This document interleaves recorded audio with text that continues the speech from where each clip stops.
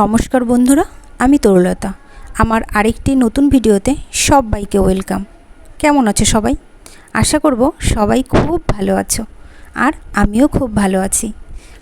তো সকাল সকালে ফ্রেশ হয়ে চলে এসেছি রান্নাঘরে। ভাবছিলাম কি রান্না করব। তারপরে মাথায় আসলো যে কলার খোসা বাটা করব।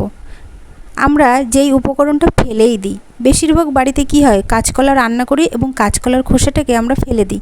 আমিও আগে তাই করতাম। তারপর ওই যে একদিন বলেছিলাম আমার নতুন নতুন রান্না শিখতে খুব ভালো লাগে। বিয়ের আগে কিন্তু কোনো কিছুই করতাম না, বিয়ের পরে সবই শিখেছি। তারপরে একদিন নিউজ পেপারে দেখেছিলাম যে কলার খোসা বাটা খুবই উপকারী এবং খুবই টেস্টি খেতে।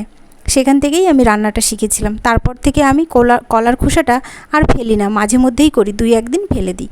তো সেই মতন আমি কলা রান্না করব বলে কলাটা কেটেছিলাম আর তার খোসাগুলো ভালো করে ধুয়ে মুছে পরিষ্কার করে রেখে দিয়েছি। এই যে ছোট ছোট করে কেটে নিয়েছিলাম। এবার এটাকে আমি ভালো করে সিদ্ধ করে নেব। আর সিদ্ধ করার সময় জলের মধ্যে দিয়ে দেবো একটু লবণ এবং একটু হলুদ। সেইভাবে ভালো করে সিদ্ধ করে নেব। ঢেকে দেবো, না হলে কিন্তু তাড়াতাড়ি সিদ্ধ হতে চাইবে না। তারপরে এই যে আমি সিদ্ধতে বসিয়ে দিয়েছিলাম, তো ঢাকনাটা তুলে দেখছিলাম যে সিদ্ধটা হয়েছে কিনা। কারণ ভালো করে সিদ্ধ না হলে কলার খোসা তো একটু কষ থাকে, সেই কষটা ভাবটা থেকে যাবে, ভালো লাগবে না খেতে। সেজন্য ভালো করেই সিদ্ধ করে নিতে হবে। তারপর সিদ্ধ হয়ে গেছে আমি দেখলাম তখন আমি একটা ছাঁকনিতে করে ভালো করে ছেঁকে নিলাম, জলটা ফেলে দিলাম। আর তখন ওই যে আগে আমি একটু রসুন বেছে রেখেছিলাম। এটা রান্না করতে কিন্তু বেশি কিছু উপকরণ লাগে না, সামান্য কটা উপকরণ লাগে। তারপরে এই যে কড়াইটা বসিয়ে দিয়েছি, কড়াইটা গরম করে তার মধ্যে দিয়ে দিলাম কতগুলো রসুন কোয়া এবং একটু শুকনো লঙ্কা। যে যেরকম ঝাল খাবে সেরকম ঝাল দিলেই ভালো হয়। আমি অতটা ঝাল খাবো না, সেজন্য আমি মাত্র 4টে লঙ্কা দিয়েছিলাম। কারো যদি শুকনো লঙ্কাতে সমস্যা থাকে তাহলে সে কাঁচা লঙ্কা দিয়েও করে খেতে পারে। আমার তো একটু টেস্টের বেশি দরকার, সেই জন্য আমি শুকনো লঙ্কা দিয়েছি। তবে কাঁচা লঙ্কার উপকারিতা সবসময় বেশি, কাঁচা লঙ্কা খাওয়াটাই ভালো। তারপরে দিয়েছিলাম একটু কালো জিরে। কালো জিরে খাওয়াও কিন্তু ভীষণ উপকার। মানে এখানে যেসব উপকরণগুলো ব্যবহার হচ্ছে শুধুমাত্র শুকনো লঙ্কাই আমাদের ক্ষতি করে, না হলে কিন্তু কোনো কিছুই ক্ষতি করে না। আর কলা তো ভীষণই উপকারী, কত আয়রন থাকে কলার খোসাতে। তারপরে শুকনো খুলে ভালো করে ওই সব উপকরণগুলো ভেজে নিয়েছি। ধীরে ধীরে ভাজতে হবে, নাহলে কিন্তু রসুনের কাঁচা গন্ধটা থেকে যাবে।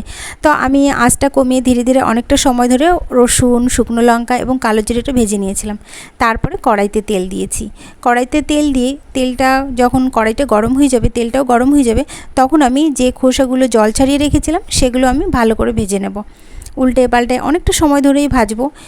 এখন আমি আগে তো দিয়েছিলাম লবণ আর হলুদ, কিন্তু সেই লবণ হলুদের জলটা তো ফেলে দিয়েছি, যার কারণে এখন তো অতটা লবণ আর হলুদ ওর মধ্যে নেই। সেজন্য আবার নতুন করে আরেকটু লবণ আর একটু হলুদ দিয়ে দেবো।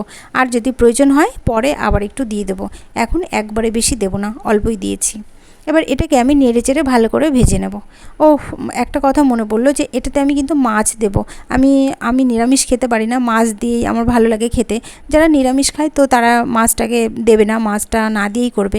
যেহেতু আমি নিরামিষ খেতে পারি না, আমার নিরামিষ ভালো লাগে না, সেজন্য আমি মাছ দিয়ে করব। সেজন্য আমি 2 পিস মাছ নিয়েছিলাম। 2 পিস মাছ নিয়ে এই মাছটাকে ভালো করে ভেজে নেব। অনেকটা সময় ধরে ভাজবো, কিন্তু নাহলে ভেতরে কাঁচা থেকে যাবে।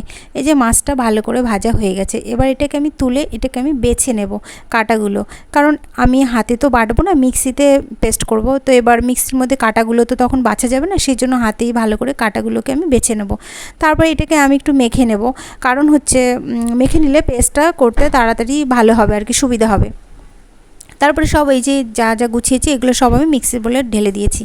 ব্যাস, ঘুরিয়ে নিলেই হয়ে গেল রেডি। এই যে রেডি হয়ে গেছে কলার খোসা বাটা। তো কেমন লাগলো তোমরা সবাই জানিও। আসি, টাটা।